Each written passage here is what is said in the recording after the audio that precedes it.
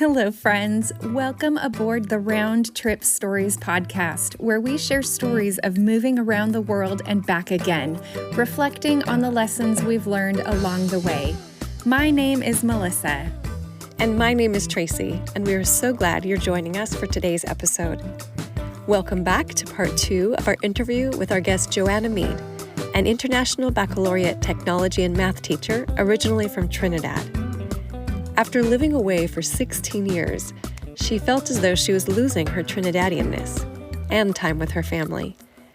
She landed a job at an international school in Trinidad, an hour away from her mom, and began the process of immersing herself in her home culture once again. So buckle your seatbelts and make sure your tray tables and seats are in their upright positions as part 2 of Joanna's round trip story gets ready for takeoff.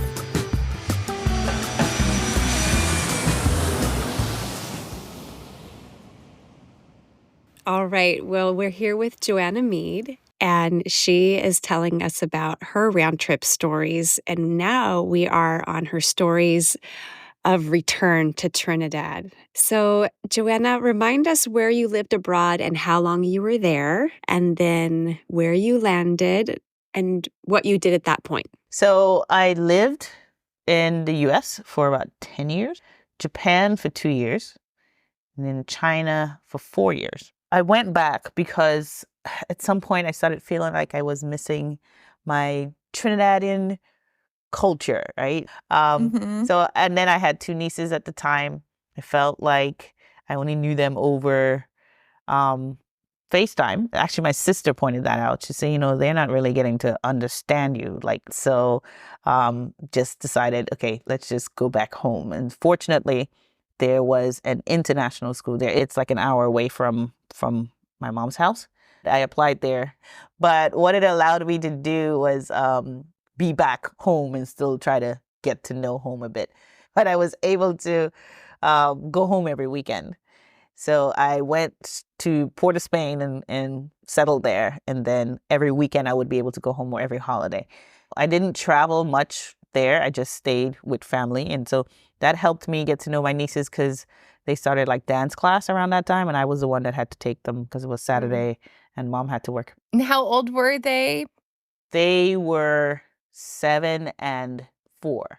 So it was kind of cool navigating with them because they got to do fun things. Because I would take them to the grocery store, let's go to the grocery store and they'll have these cool little cars that I could push them in. And so it was kind of cool taking them around or going different places. And the one thing that I had missed was field trips that I used to do as a kid. And so I was able to do some of that with them. Oh, that's fun. Oh, so precious. All right, we know that you're currently in China, but how long were you in Trinidad during that time?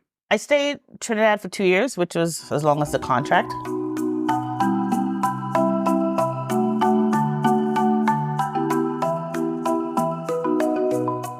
Tell us a story about your initial re-entry transition to when you moved back to Trinidad. So when I left Trinidad, I left before I was 21. So I don't exactly have memories of being an adult in Trinidad. I spent all of my adult years outside. So coming back home, it was way different because now I'm an adult. I'm expected to do certain things by myself. And I don't know how to do that. So I had to take my sister along with me every time I needed to go somewhere. I needed to open a bank account and it's can you come with me? So it was quite interesting. One of the things that stood out was, first of all, I'm hearing English everywhere, right? So it's this uncomfortable, or now you're eavesdropping. You're having a hard time focusing on what you want to do because you're hearing all of these conversations now. So there was this English overload, first of all, right? Another thing was my accent had changed by then because moving to America, I had to change a bit because my roommate wasn't understanding what I was saying right? When I was in North Carolina. And then it became now a neutral kind of accent because a lot of my friends were Singaporean, and then now I have a lot of British friends. And so choices of words and everything changes. So you're going back home and my accent will give me away. So the minute they hear foreigner, they're thinking tourist, right? And so I had to try to remember to Yeah. speak in my Trinidadian dialect, which is hard to think of, like, but if I'm around it, I could switch back in, So eventually I had to switch or make conscious efforts. So I wasn't really confident in speaking to any business thing over the phone, as I know my thoughts on anything business is American. And so it was like, now here I'm in Trinidad trying to do business and I have to switch. And culture and the things that they expect were different. Like, there's certain dress codes for the bank, like, or to go into like government buildings, you had to be dressed like formally. So if I go in and say jeans, flip-flops, and spaghetti strap, they're like, no, we can't let you in. And so that was like a surprising thing for me. So you'd want to go to the bank and you get turned away, or you needed to go to, like, I needed to get my my driver's license renewed because I hadn't done it for 10 years. And because of that, I had to redo the whole thing. And it took me months to get that done. Right? Months. That's because hard. You would go in and they're like, if you already had one, what's the number? But I didn't know where they couldn't find it on the record. Also, the way that we speak, well, especially in North Carolina, they were very nice, like the bless your heart and oh, sweetheart, and that kind of stuff. And then America also focuses on like customer service, right? You treat the customer as king, right? In the Caribbean, it's not like that. So you go into the store. I remember going in to get something and I walk in and the person just looked up at me like, yeah. And I was like, that was rude. My mom. So when I come out, I'm like, she was rude. And my mom was like, how was she rude? What do you mean? Like, she just, first of all, she didn't even make eye contact with me. She just like, what? No, we don't have any. And then turns her head. And I'm like, what just happened here? Like, I was ready to, so I come out and I was like, what just happened? My mom was like, you've been gone for too long. That woman was very nice. And I was like, really, So my understanding of politeness and my expectations for customer service was like being thrown out because I like now had to readjust to, they might be speaking to you harsh, but they don't mean it. And so that was a big adjustment.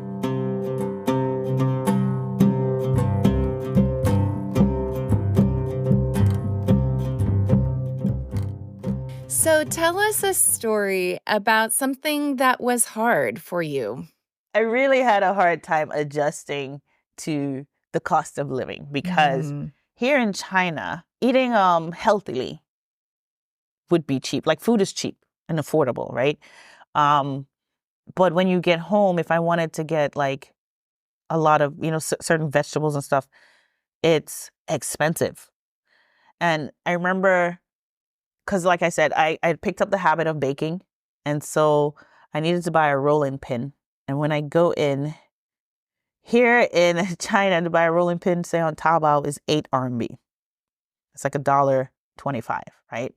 But in my country, it was 80 RMB, so 10 times as much. And I just couldn't wrap my mind around why am I paying 10 times as much for something that I know does not cost this much. But it's because they probably imported it. But I was having a hard time to the point of eventually going back to China the following summer, just as a shopping trip. And then during the summer, I went back and stocked up on stuff. But my sister, everyone was trying to tell me, you need to remember this is not where you're living. And if you're planning to stay here for a while, you need to readjust that mindset. But I was finding it so hard. And then in China, we use a lot of apps to pay for stuff. So you know how they have like Cash App now and Apple Pay and all that. But we have Alipay and WeChat Pay. And this is pretty much where you use for everything, to go on the bus, you could order food. And I could be here and decide, I want to eat waffles like now, order it, and it will be here in 30 minutes. But when I went back home, that's not an option. Like, Uber Eats functions similarly, but it didn't have like a wide variety of things you could probably get. Yeah. So I was missing that. If I want something, I could just order it and have it dropped off. But now I had to actually go out and look for stuff. Like, actually go to the restaurant and wait for them to make my stuff just for me to take it back home. That is so annoying. Right. And because I'm using all these apps to pay for stuff, I never kept up with where my wallet was. I only knew where my wallet was when I was packing to go home, or like, because it was always like maybe in a suitcase. But now that I'm in Trinidad, I had to actually keep up with my wallet. And so now I'm back home and I'm reality has hit. And then the crime rate was higher. You know, there are certain areas that they were like, don't go. And like, really? You know, so you're always like nervous suddenly. So I didn't feel as safe in my own country, which is weird. I had to eventually ask, are things really that bad? You know, my sister was like, no, you know, it's probably some person who's not from here that's writing these reports. But for the ones who are here, we don't really see that as a local issue. You know, like, yes, they do have some high crime areas, but it was just this whole trying to get back into this culture.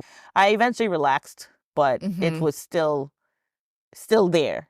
Yeah, there's anxiety and just this sense of hypervigilance about, you know, needing to always be aware of your surroundings or whatever. Yeah.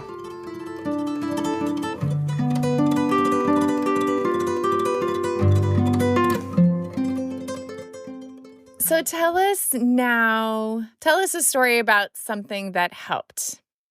Okay. Well, what helped with me getting a little bit more comfortable was actually being around people that were from the culture. So at the school I was working at, the security guards, actually, they we would get off work, like say 3:00, but they don't get off until 6. So instead of going home, I would just stay and hang out and talk. So I get to hear like different things from their perspective, and get to practice my Trinidad accent again. They thought it was amazing that one day I just broke out speaking like that, and they looked at me like, wait a second, you're from here, right? And then even though we're from the same country, I was from the southern part, and they were all from the north. So it was just this whole, we get to compare and we laugh about, you know, like what my childhood was like and what theirs was like. And so that helped me get a little bit more comfort. And then we had we added each other on WhatsApp. So anytime they heard anything, you know, like safety wise, they would message me and say, you know, hey, if you're going out today, don't go this way, or, you know, and so that kind of helped. I also joined like a workout group that used to work out in one of the public parks. And so that gave me a routine of something to do that wasn't like high stress. Like, so I would go in, and it was like about 20 people or so. And so you got to just like maybe run around, do some circuits, do some, you know, some stretches or whatever. And so it gave me like a community, right? And then it was also helpful being able to go home every weekend and travel, and like, so every time I would go home and see different spaces, different places, I would also do some like exploratory things. So just drive around and see what changed. And something that really shocked me, or that was hard, was that my childhood friends, I didn't remember them, right? Because I've lived so many places, faces tend to blend, right? Because I might see somebody and say, oh, that's this person. And I'm like, no, that person, and I'm thinking was probably somebody from North Carolina. So I would be walking like in the mall or you know, like down the street or something, and see somebody. And so I just automatically just nod when anybody says anything to me, or smile and wave. Only if I'm with my sister, she was like, do you not remember who that is? I'm like, no, I don't, you know? And so she would say, oh, that's so-and-so from your class. And I was like, that was a really good friend of mine, you know? And I was like, I totally did not remember this person. And I felt so bad that I don't recognize anyone, because I'm just like, I know you, but I don't know from where. And so having my sister with me a lot whenever I went out in places was helpful, because eventually when she started realizing the issue, she would tell me before.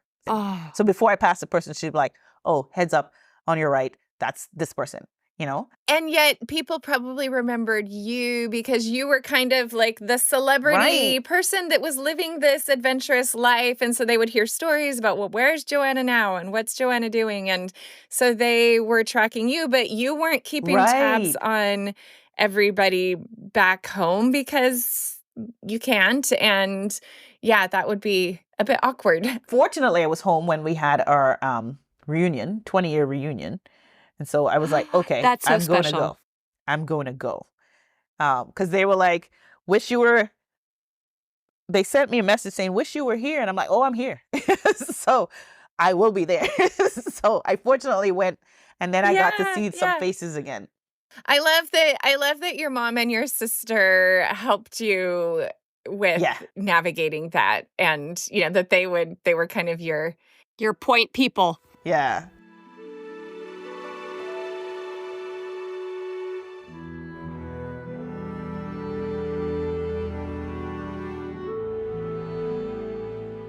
Our next question, it's kind of a choose your own adventure question. So you get to choose which question you want to answer. So pick one of these 3 questions. So the first one is, what rhythms do you have in place that allow you to remember your time abroad, which in your case could be your time anywhere? What do you do with all the feelings, the memories, relationships, and love for the places you've been?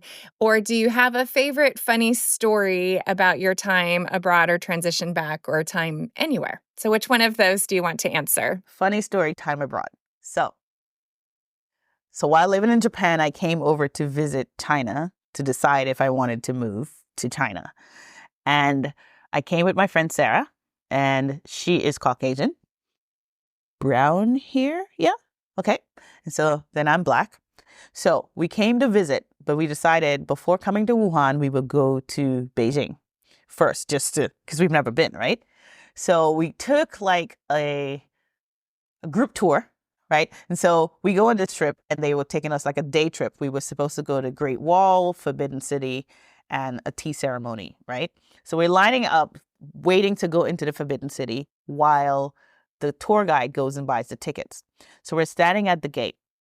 While standing there, I realized that, right in front of me, because Sarah and I are just talking, leaning on one of the walls, and I realized, maybe I would say 10 feet away, there's this girl standing there, and her boyfriend or husband or whatever is taking a picture, which looked like they were trying to get a picture of the Great Wall in the background, right? And so then I realized, wait, I'm in the camera shot. So I took Sarah by the hand and pulled her to the side. And then when I did that, he moved to keep me in the shot. So then I realized, wait, you're not taking a picture of the building, you're taking a picture of me, right? So it was like, huh? So when I realized he moved, and then he told her, hey, turn your body, then I was like, wait, I'm the target. So I just, put up 2-finger peace sign and smiled. And when I did that, he pointed, to her to turn around and look at me. And she looked back at me. And then I was like, do you want to take a picture? So she comes closer now and says, is it okay? As little English as she could. And I was like, sure. So I sat and I just posed with her, put her arm around her, and we took the picture, smile and whatever. So I turned my back to talk. And right as I'm talking, somebody yanks my arm. And when I look over, there is a short little Chinese old lady and her friend. And they're like, they want to take a picture too. And I'm like, okay. So I smile again and I take the picture. And as I'm done with them, I turn, another person grabs my arm. So when I look around, before I know it, I was surrounded by an entire tour group of Chinese people. They look like they came from the South or something to visit the Forbidden City. And I was the attraction. So there I am, just people just walking up to me. There's a big circle around me. So I eventually had to call out to my friends and stuff please help me, somebody help me, or at least collect some money for this, So I've decided now that anytime I go in those famous places, I have to get a t-shirt that probably says, if you want to take a picture, you have to pay me 10 RMB, because it happens every time I go one of those famous spots. So that was me being a celebrity for the day. So nice. Funny.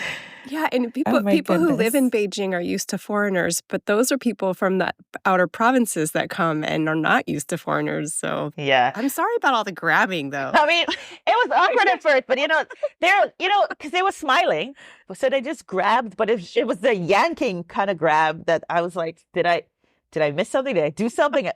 So I look over and they're like, me too. So oh my it was funny. Goodness. Thanks for that story. Everybody needs to be prepared that they will be famous for some days when going to China.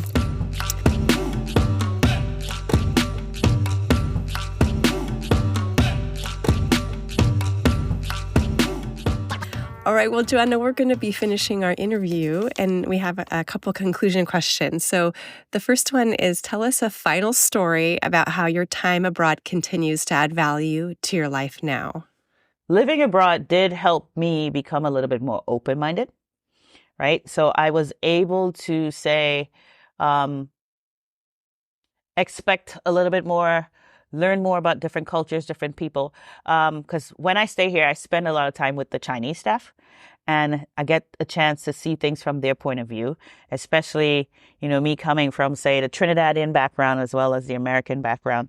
And then even that time living in France, it gave me that opportunity to see things a little bit different. Also, I would say that I'm making good relationships. That's one thing. Because hey, I met you, Tracy. So, and so now I have like friends in different places in different countries that, hey, I could still keep in contact, or we could ask each other questions and support each other from a distance. So I feel like that was one thing that I realized helped. That even though I only work, because they make us sign like 2-year contracts whenever we're teaching abroad, and anytime I do, like, you go to two years and then you leave, you don't have to lose those friendships, right? It's just like extended friendships in different places. Right.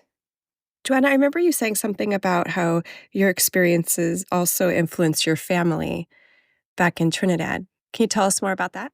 Well, yes, because so I have 2 nieces, and since I'm abroad, they get to see and experience a little bit more than, say, the average person back home.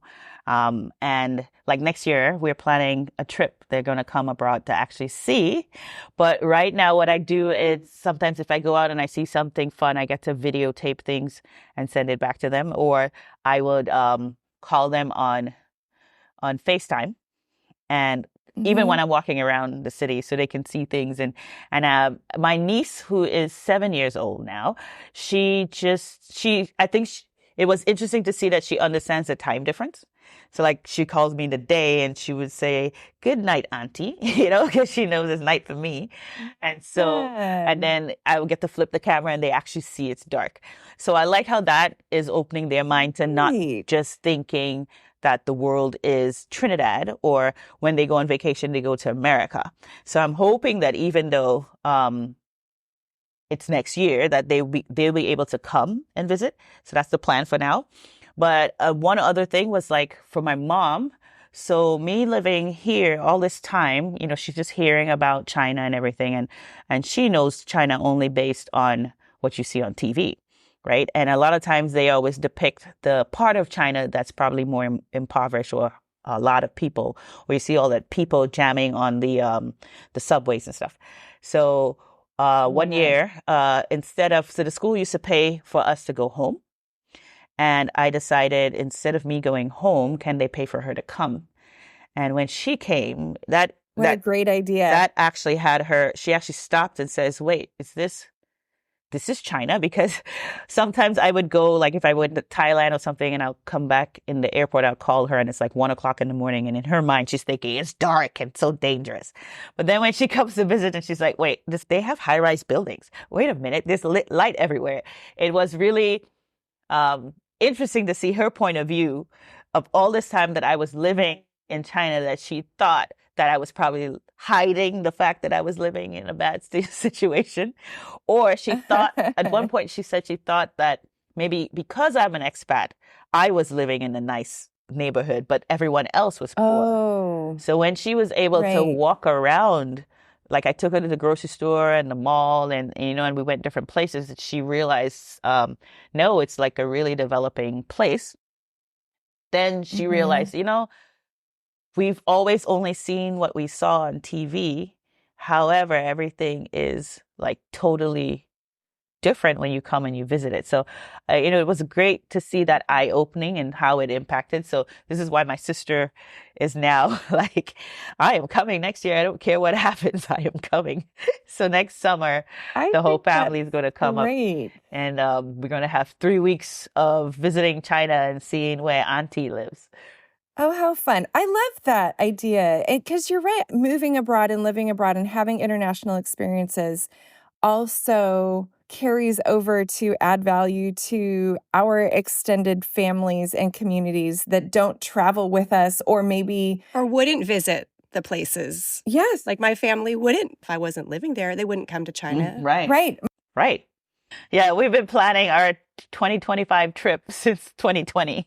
So yes, it is such a wonderful, wonderful thing when our family members get to come and visit us in our other world. And yeah, I love that she got to do that. And I love that your family is going to come and see you there. That's fun.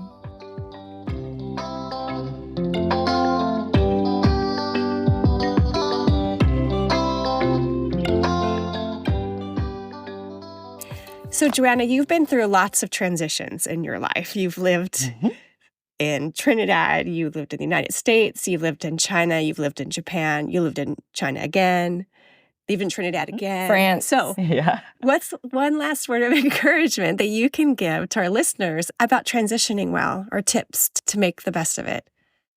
I would say expect the unexpected. Like, don't go in making a plan for this is the way it's going to be done. Because every country or the environment or even the new workers and new people you meet are totally different.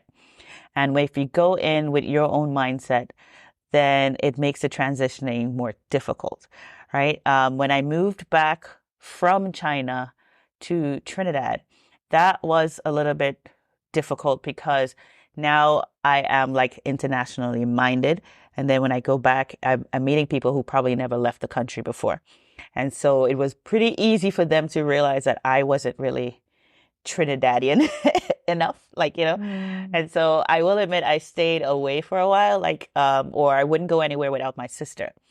But what eventually I realized helped with the transitioning the most was joining like different groups. So I had joined like a fitness group that met every day. And, so I've just joined a group, and then you felt like you're more part of the community.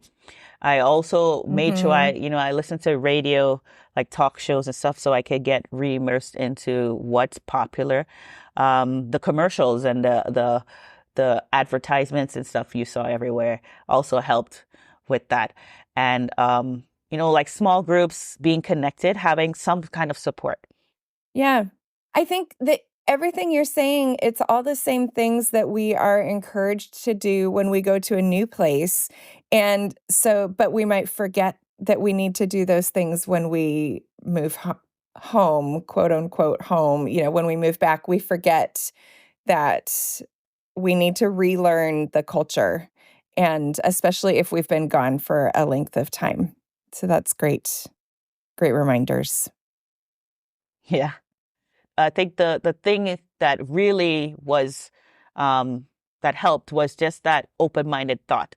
Like, don't go thinking that this is the way it used to be, so it's the same again. Like, just go expecting and trying to understand and ask questions, just be open and don't expect anything. Yeah. If we're not holding on to those expectations, we can be open to what we are given. That is excellent advice. Thanks, Joanna. Thank you so much for meeting with us. As we land this interview, we hope that you have been inspired by Joanna's round trip story. Joanna discovered that she needed to be open-minded in her own country, just as she had been in her other overseas experiences. And even though she was in her home country of Trinidad, she still needed her family's help in navigating her readjustment. Her accent had changed, and people looked at her as a foreigner. But she found that whether at her job, at the gym, or in the choir, Spending time with the locals helped her re-immerse herself and feel connected to her community once again. No matter what leg of the journey you are on, we are so grateful you have brought us along with you. Come back next time for an extra special episode. Over these past 2 seasons, we've asked all our guests for advice and encouragement for our listeners.